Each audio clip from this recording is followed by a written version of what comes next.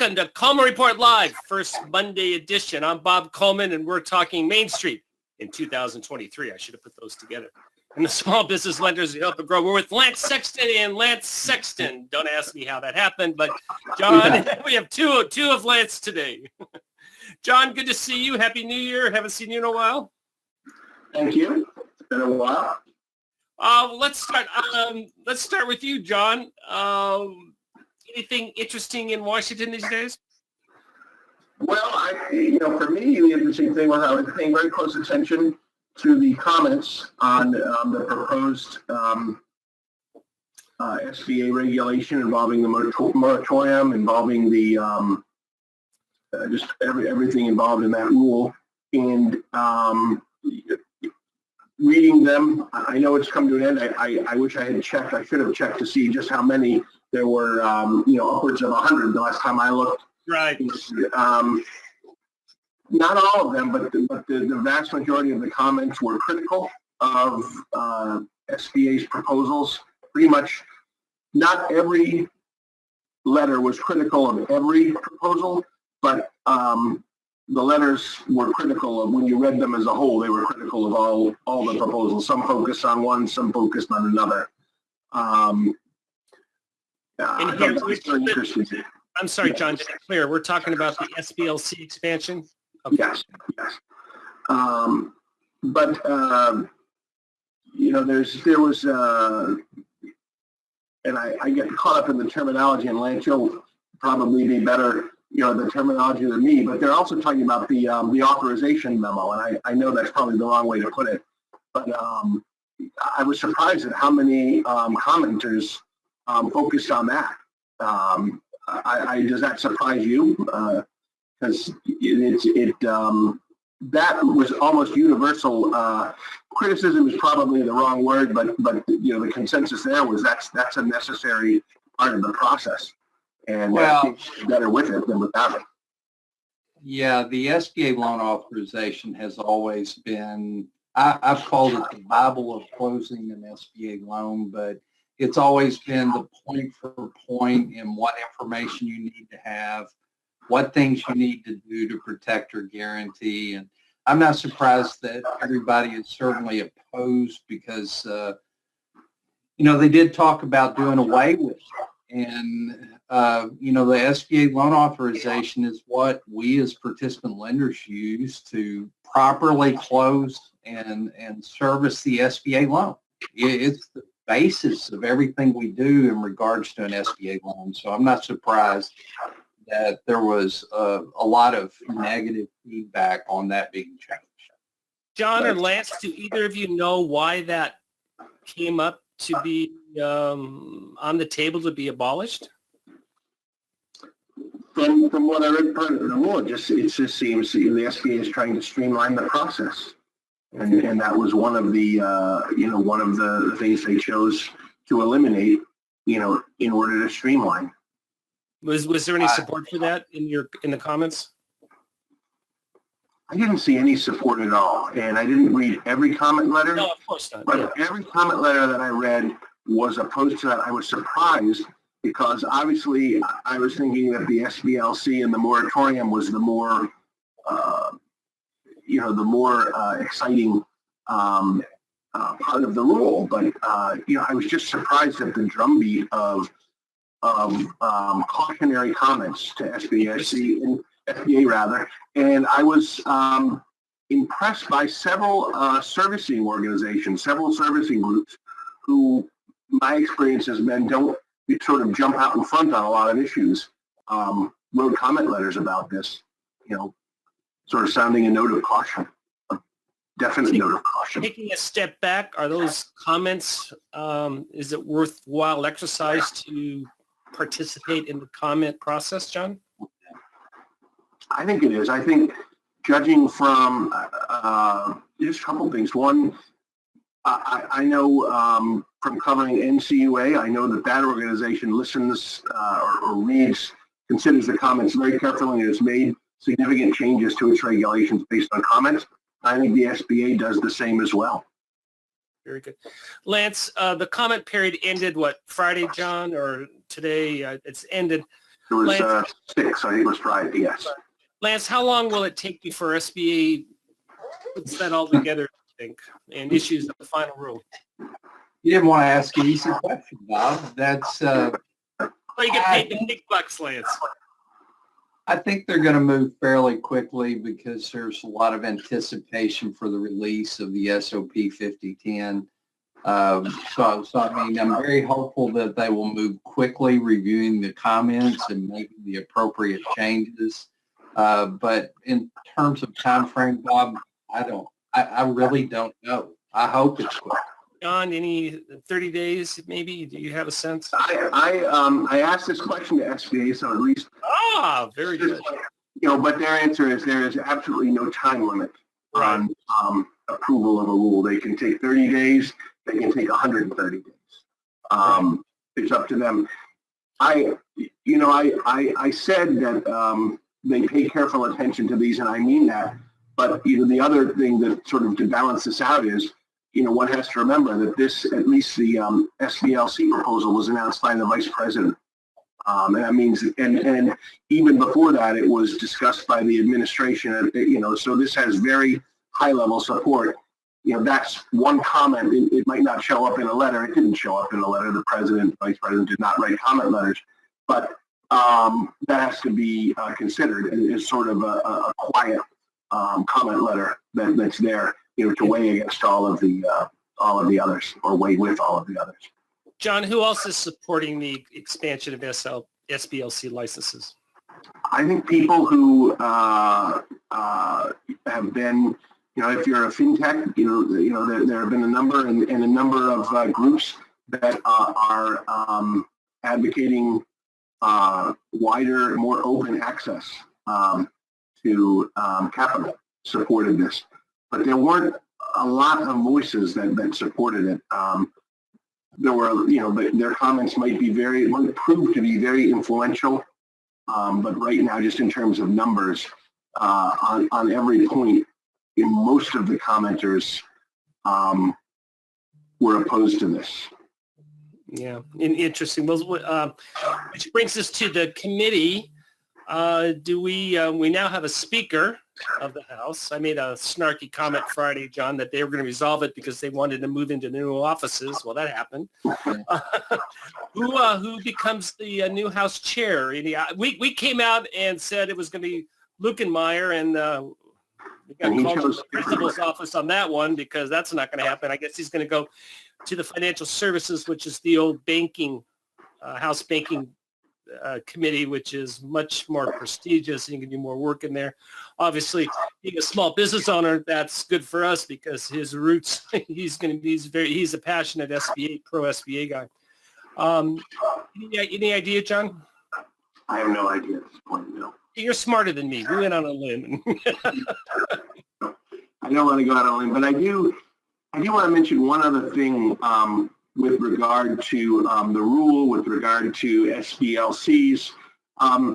Right before the new year, I wrote a story about a group that had announced in the past that they were going to get into small dollar 7A lending. And this is Newity, formerly known as the Loan Source. They took some time. They told me it took longer than they had anticipated to get the processes down to get everything ready, for where they felt comfortable originating loans. But that's come, and now the loans are coming very quickly. I forgot. I think they were right around saying they were going to be around 150 loans, at the end of the year, and they're anticipating, close to 1,000 this year. These are small dollar loans. And when you sort of combine what they're doing with what BayFirst is doing with their Bolt program, and they finished the year at close to, I think it was close to 500 loans. So, just extrapolating, one could see them easily at or above 1,000. And what Huntington continues to do, and TD and other banks, the existing lenders are making small dollar loans, and it's in it's being reflected in the numbers as well on the weekly lending report. So I just was impressed by what they're doing, by the number of small dollar loans that they're putting out, and not just them, not just Newity, not just Bayfirst, a number of institutions, so, if nothing else, the administrator seems to be having some success, just as, and I don't mean this in a derogative way, but just as sort of a cheerleader or an advocate for small dollar loans. I think her voice is being heard, and I think the industry is responding. Good. Do me a favor, John. Give me a definition of a small dollar loan. What are we talking about? And B, the bottom line return on these loans. These are all profit-making entities. What is their return? I mean, obviously, there's a mission in there, but we also have to make money. So Right. I'll tell you what the CEO of Northeast Bank said, and Newity is a non-bank lender. They do not have a license, so they have to work with a bank, and they're working with Northeast Bank based in Maine. I believe based in Portland, Maine. And the CEO told me that if you're just going to do a handful of these loans for a bank, at least for his bank, it doesn't make financial sense to do that. But if you're going to do significant volume, then it begins to make financial sense, because they can be very flexible on how they choose to monetize this. They can either keep the loans on their books and derive interest income from them, or they can sell. They can sell the guaranteed portions, and obviously they have to keep the non-guaranteed portions. And there's two sources of income. Then you have the non-interest fee income, and you have the interest income from the other portions.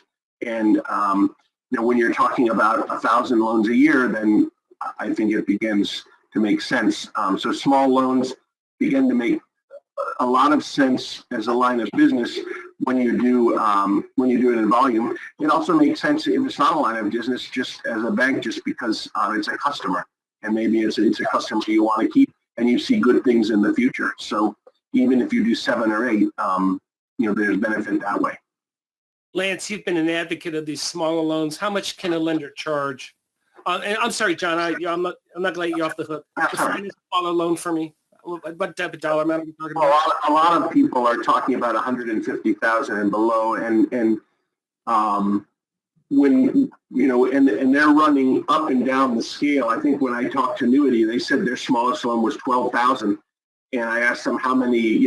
Does that mean that of the roughly 150, does that mean that the other 149 were closer to 150? And they said no, by no means. There's a handful at the top.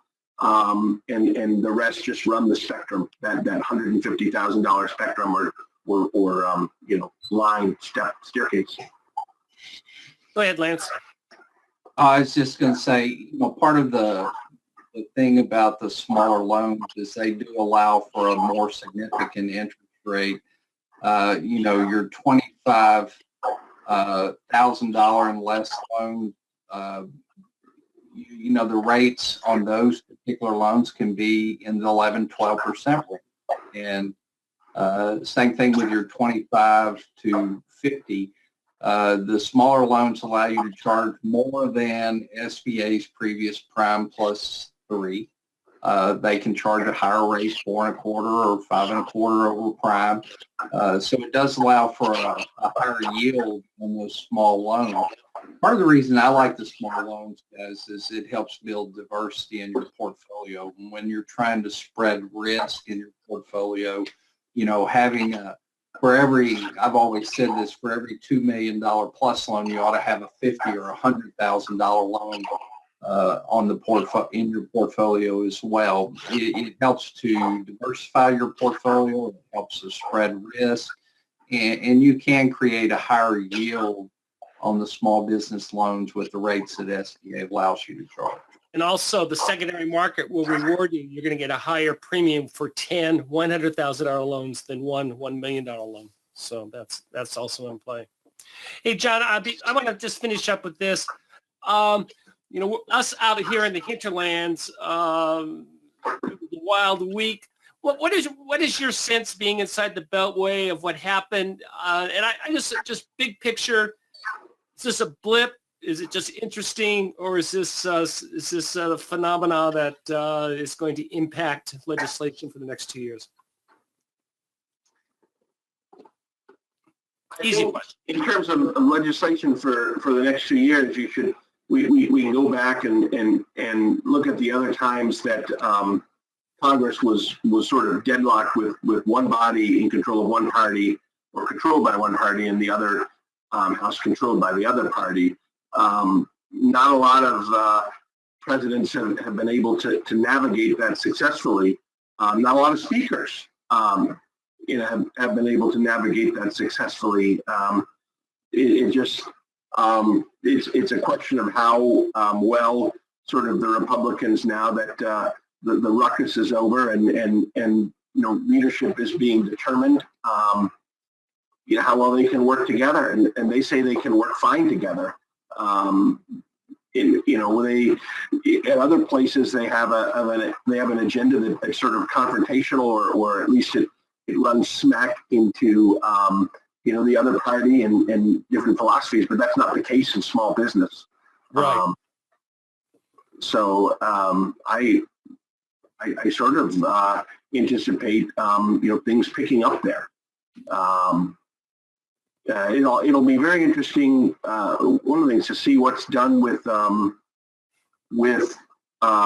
community advantage, and this everything to me seems to tie back to the SBA's regulation.